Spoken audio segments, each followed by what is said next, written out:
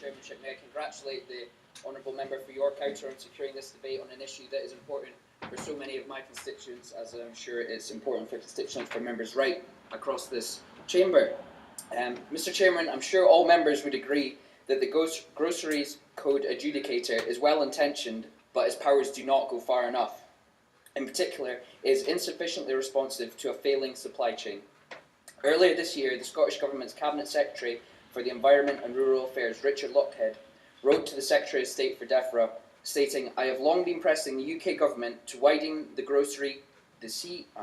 GCA remit and powers so that she can shine a spotlight on contracts between primary producers and processors, as well as processors and retailers."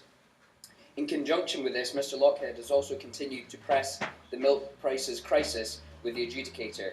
Dairy is an area where there has been huge price volatility over the past 2 years. No less than 19 Scottish dairy farmers have gone out of business this year.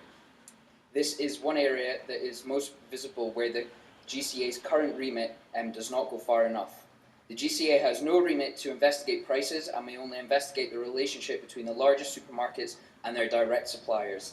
The fact that the code only extends to retailers with a turnover bigger than 1 billion and only deals with direct suppliers is unacceptably restrictive, as the vast majority of farmers supply the market through processors. As very few dairy farmers sell direct to supermarkets, there should be consideration given to extending the scope of the GCA's powers to provide a mechanism to tackle the problem. Dairy farmers who deal with large retailers often receive substantially less than the cost of production for their milk, and dairy producers cannot be expected to subsidise retailers in this way.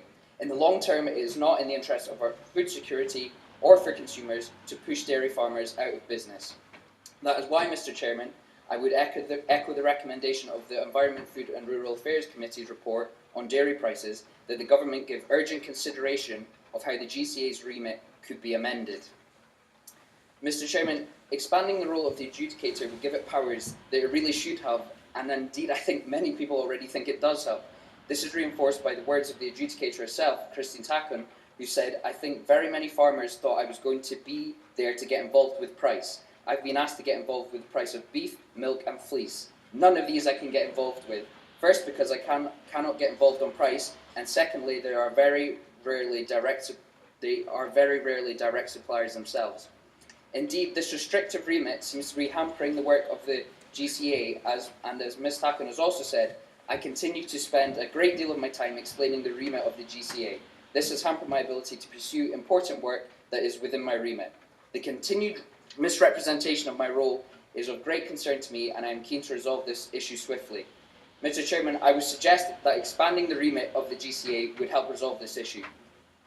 As has been mentioned, the Groceries Code Adjudicator must have the power to initiate her own investigations rather than only being able to act on complaints, as is currently the case, and she should be able to do so at any time.